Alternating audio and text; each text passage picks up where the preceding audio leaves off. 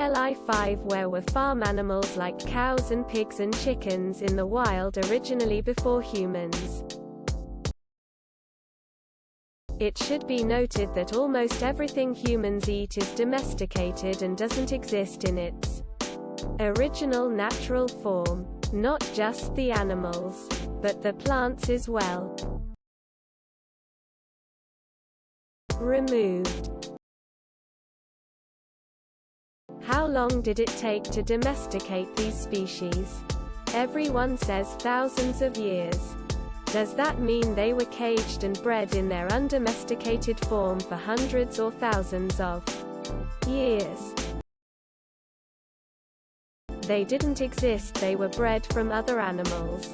If we stop farming them, they will likely stop existing once more. Op thinks we just found giant, plump-breasted, hormone-fed, flightless chickens hiding out in a cave somewhere and we're like, fucking finally. Quote. Don't forget to share, like and subscribe for more content.